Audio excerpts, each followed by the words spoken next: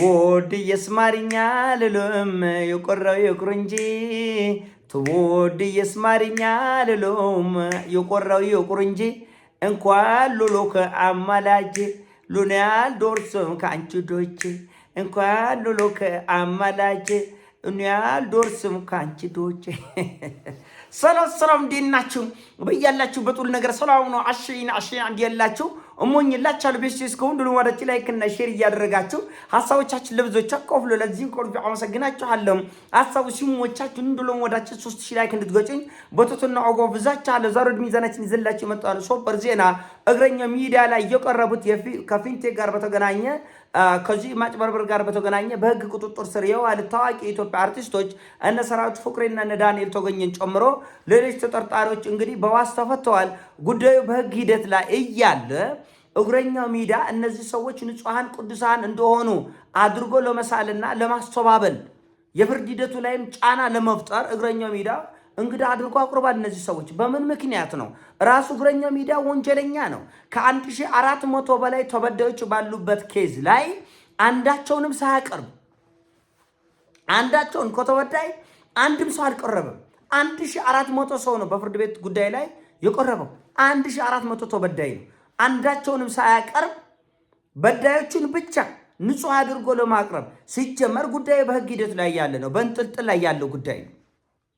በእንጥልጥል ላይ ያለው ጉዳይ ነው። ሰዎቹ በዋስ ተፈቱ እንጂ ንጹሃን ናቸው ቅዱሳን ናቸው ተብሎ አልተፈቱም። ለወራት በሂደት ላይ የነበረ የህግ ሂደት ነው። የህግ ጉዳይ ነው። ህግ ያዘው ነው። አሁን እኛ አገር የተቸገረን ይሄ ነው። የፍርድ ቤቱን ጉዳይ ዩቲዩብ ፍርድ ቤት ይሆናል፣ ዩቲዩበሩ ዳኛ ይሆናል። ቲክቶክ ፍርድ ቤት ይሆናል፣ ቲክቶከሩ ዳኛ ይሆናል። ከዛ በኋላ በምስኪኖች እንባ፣ በምስኪኖች ላብ፣ በምስኪኖች ዶብ ላይ ማላገጥ ነው የተያዘው። እግረኛ ሚዲያ ምን ፍላጎት እንዳለው አልገባንም። ከ1400 ደም እንባ ከሚያለቅሱ ኢትዮጵያውያን ይልቅ የ3 የ4 የ5 የ6 አርቲስቶች ስሜ ጠፋ።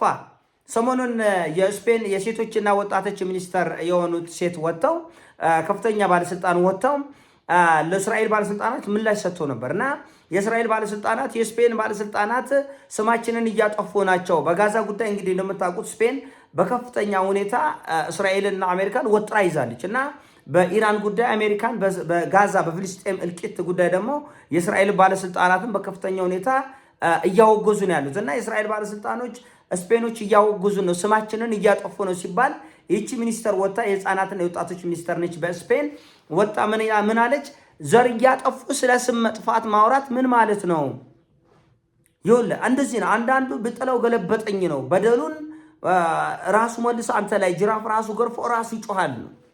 ራሱ ገርፎ ራሱ አሁን በጋዛ ላይ ያ ሁሉ ህዝብ እያለቀ ዘር ስለመጥፋቱ ሳይሆን ለምን ስሜን ታጠፋለህ? እኔ አጠፋሁትን ላጥፋ ነው። እኔ የበደልኩትን ልበድል። ያለቀሰ ያልቅስ፣ ደም ያነባ ደም ያንባ፣ ገደል የሚገባ ገደል ይግባ፣ የኔን ስም አታጥፋ ነው እየተባለ ያለ። ስለዚህ አሁን እነዚህ አርቲስቶቻችን የተበደለ ህዝብ እንዲካስ፣ የጠፋው ንብረት እንዲሞለስ አብረን እንሰራለን። በማወቅ የሚሆን ባለማወቅ የሰራነው ጥፋት ካለ ይቁርታ እንኳን ከብዳቸው ተናንቋቸው እዚህ ግሮራቸው ላይ እስቲ እንዮ አቶ ሞልሳ ጭራሽ ስለ ወንድነት ነው መሰለው ጉዳዩ ሂደቱ ስለ ወንድነት ነው። ወንድ ሆነው አይደለም፣ እኛ ወንድ ሳንሆን ቀርተን አይደለም። ከወንድነት ጋር ነው የሚገናኝ። አይገርማቸውም? ራሳቸው እየገቡ ነው ነው ማለት እግረኛ ሜዳ ላይ ነው እንግዲህ እነዚያ ሲሳለቁ አይታይም? ፊታቸው ልዩ ህዝቡ ላይ ሲያለቁ መያዣ ወረቀት አልሰጠንም። ሞት ትፈልጋላችሁ ተጠርጣሪ ናችሁ አልተባለም። እንደወጣችሁ አሁን ፌዴራል ፖሊስ ዝም ብሎ ነው አፍሶን ያስገባን። አልተጦራንም፣ አልተነገርንም፣ ወንጀለኛ መሆናችንም አልታወቀም። ዝም ብሎ ታፍሰን የገባ ነው ብሏል። እና ምን ማለት ነው? ራሱ የፌዴራል ፖሊስም ይህን ጉዳይ ማጣራት መቻል አለበት። ፍርድ ቤቱም እኔ በፍርድ ሂደት የያዝኩትን ጉዳይ እንዴት ነው በዩቲዩብ እና በቲክቶክ ጫና ለመፍጠር በዳኞቹ ላይ በፍርድ ቤት ላይ ጫና ለመፍጠር እየሞከራችሁ ነው ያለው፣ አካሄድ ትክክል አይደለም ብለው መጠየቅ መቻል አለበት። ህዝቡ መጠየቅ አለበት። በነገራችን ላይ ህዝቡ ራሱን ያስናቀ ህዝብ ነው።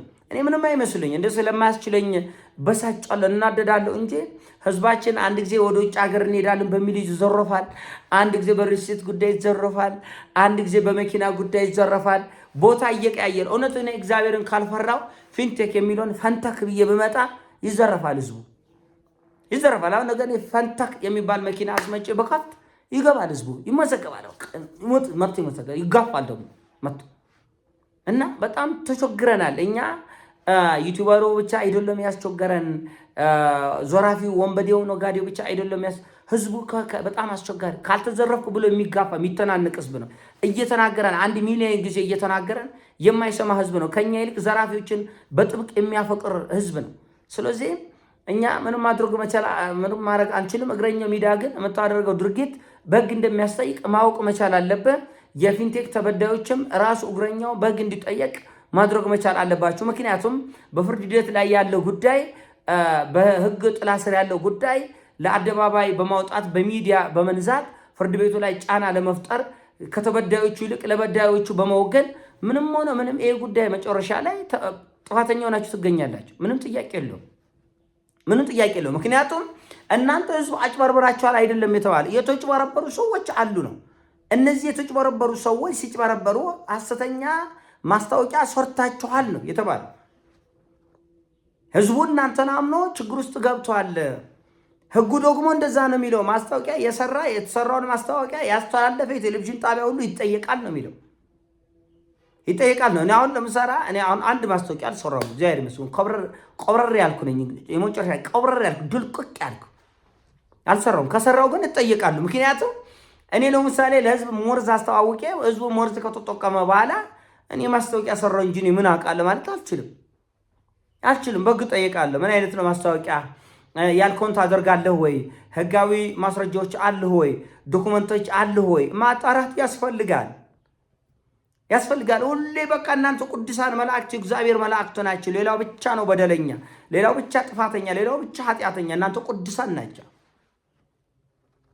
እና በህግ ሂደት ላይ ያለ ጉዳይ ከ1400 ሰዎች በላይ ያለቀሱበት፣ ደምን ባያለቀሱበት፣ ላባቸው በቂጣቸው ተንቆርቀረ፣ ላባቸውን አፍስሰው ያገኙት ገንዘብ ተዘርፈናል ብለዋል። ጉዳዩን ህግ ይዞታል።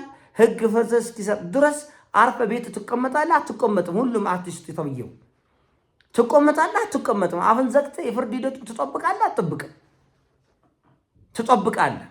ስለዚህ እግረኛው ሚዲያ የፍርድ ቤቱ ሂደት ውሸት ነው፣ ሐሰት ነው ለማስባል ሂደቱን ለማስተጓጎል ፍርድ ቤት ላይ ዳኞች ላይ ጫና ለመፍጠር እየተደረገ ያለ ድርጊት ብትቆጠብ ነው የሚሻለው።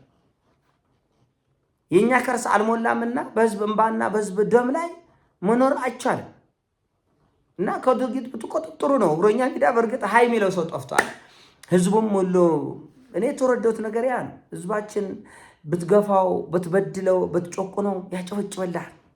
ለሱ ብትሞትለት ደግሞ ለመከራን አሳልፎ የሚሰጥ አሳልፎ ገዳዮችን አጥፊዎችን የሚተባበር ጮቃኞችን የሚተባበር ዘራፊዎችን የሚተባበር ዛሬ ሙስና የሚበሉ ሰዎች በሙስና ሚሊዮን ገንዘብ የሚያገኙ ሰዎች አጨብጫቢ በመሆን እንጂ በማጋለጥ በመጥላት በማንቋሸሽ ሰው አገሩን ሲዘርፍ መጠላት ነው ያለበት። ይሄ ብር ከየት ነው የመጣው?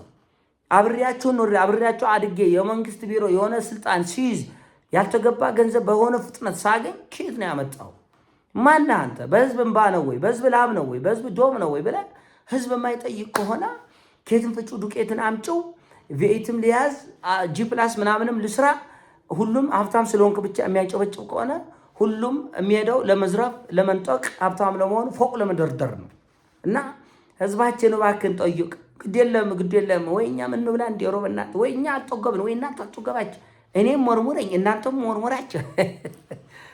ቀልድ ነው ያዛችሁት በራሳችሁ ላይ። እና ዘራፊዎች እንዴት ብሎ ይፍሩ? እሺ ዘራፊዎች፣ ነጣቂዎች፣ አጭበርባሪዎች፣ ወሮበሎች፣ ወመኔዎች ቤት በኩል ህዝብ ይፈራል? እስቲ ንገረኝ።